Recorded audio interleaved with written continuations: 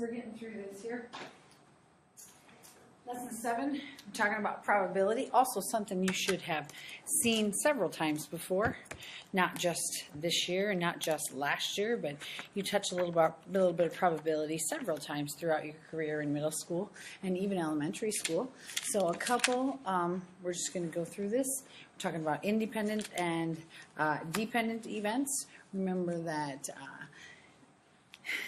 a compound event is made up of more than two or more simple events. And so when you are figuring out their probability, you have to find the probability that the first one happens, find the probability that the second one happens, and then simply multiply them together. Okay? So let's try that. First one, marbles. A bag contains 12 marbles. 3 are green, 2 are blue, 6 are yellow, 1 is red. Jama chooses one marble, records the color, and places it back in the bag. She then chooses another marble. Find the probability that Jama chooses a green marble each time. So here's what we do. Probability of green and green again.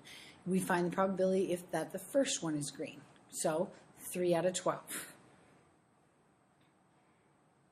Okay, and I multiply. She puts that marble back, and what's the probability that the next one is green? Well, still 3 out of 12. So that really, if I reduce, is 1/4 times 1/4, which is 1/16.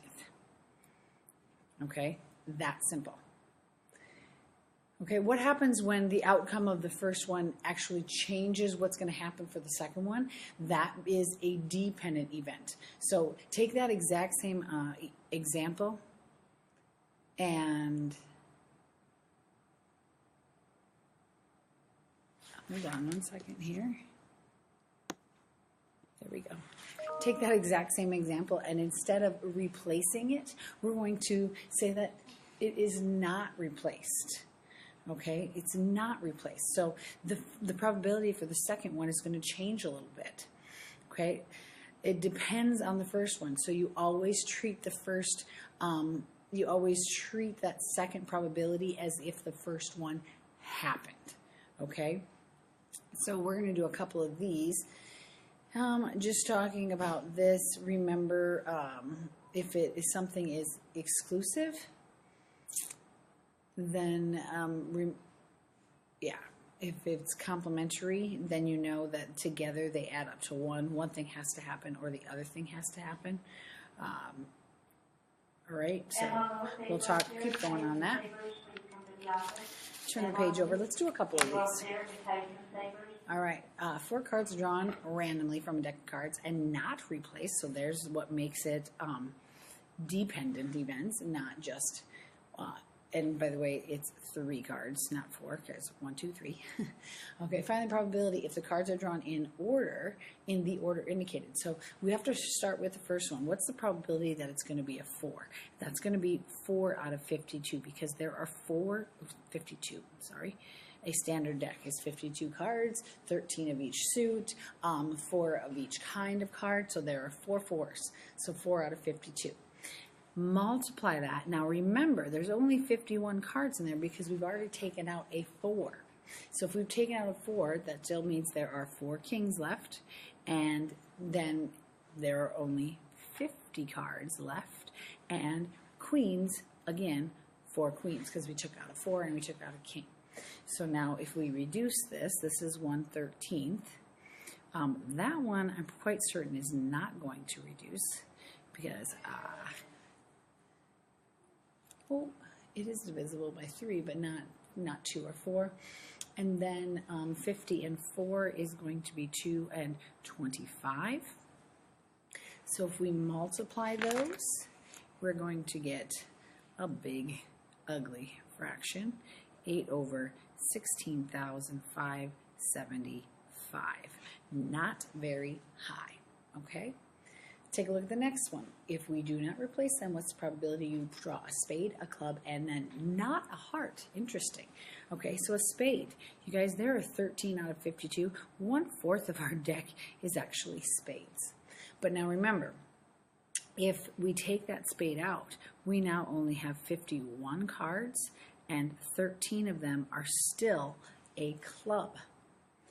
And then the last one, there's only 50 cards again, but how many of them are not hearts? Well, remember, it would be half the deck typically, which would be 26, except we've already taken out a spade and a club. So you have to subtract those two. So it is going to be 24. Oh, sorry. No, not a heart. 13. Oh, here we go. Not a heart. So 37. Because you have 11 spades, 11 clubs, and 13 diamonds that we have to include. So 13 plus 11 plus 11. So 37. Okay, then we multiply across, cross reduce if you can, and it's 481 over 10,200. Holy smokes. Okay, so find each one separately, multiply. Just make sure that when you understand that they are dependent, the second probability will change based on the first probability. Okay, so what about mutually exclusive events, or just events that cannot occur at the same time? So there's no overlap in the probability of either one. All right, here's an example, or example they give. Suppose you wanted to find the probability of drawing a heart or a diamond. Those are mutually exclusive because there are no cards that can be a heart and a diamond. They can't. It's one or the other. Mutually exclusive. Okay. So just multiply, find the probability, and add them together because it's one or the other. Take a look down here. It says Brad has 25 CDs. 8 are rock, 8 are jazz, 2 are rap, and 7 are classical. He chooses one CD at random. Find each probability. For the first one, probability that it's jazz or rap. Well, the probability that it is jazz is 8 out of 25. Plus, because it's one event, so we have to take and add the two probabilities for both of the options together. A rap would be 2 out of 25. Remember, when we add fractions, we have a common denominator, check. So 25 we keep, and then add the numerators 10, which we can reduce to 2/5. Okay, how about the second one, rock or classical? Well, again, 8 are rock, so we've got 8 over 25, plus classical, there are 7. So 7 over 25, which is keep the denominator, add those two up, 15 over 25, which is 3/5. Beautiful. All right, so mutually exclusive makes it pretty simple because there are no overlap. What happens if there are? Take a look at this one. A student will find probabilities. Suppose you randomly drawing a 2 or a diamond.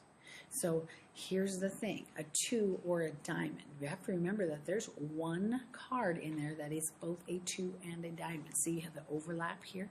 So here's what you have to do. You have to add these two together, but then subtract the one where they overlap.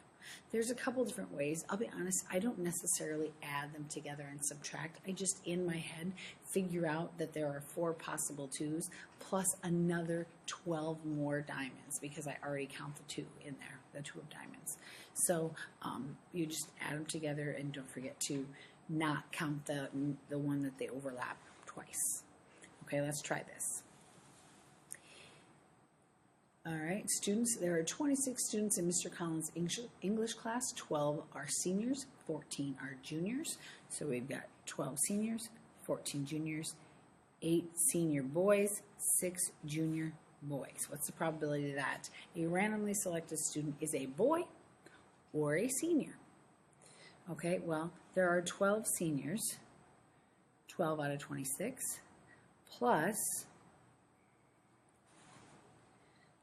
boys, 8 of them, 8 and 6 would be, 8 plus 6 would be 14. 14 boys, but then we have to subtract 8 of those boys were already counted in that one.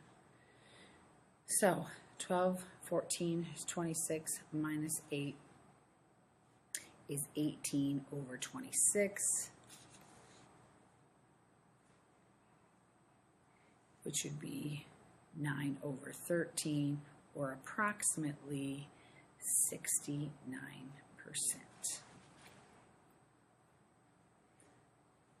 All right. Turn the last page. Let's do a couple more of these. You can fast forward. You can pause and fast forward. I'm going to go pretty low. So we're going to find the probability of these, an 8 or a heart. Well, there are 4 8s. Plus, there are 13 hearts, but one of them is already an 8, so I'm going to add 12. 50 seconds. So I've got 16 over 52, which if I reduce, 16 over 52 would give me 4/13, or approximately 31%. All right. Lower than a 5 or a diamond. So lower than a 5, that's an ace, 2, 3, 4. So there are 4 of those in every suit. So we've got 12 numbers that are lower than a 5. And then diamonds, there are 13 diamonds, but I've already counted 4 of them, so I'm going to add 9 more. So I get 21 over 52.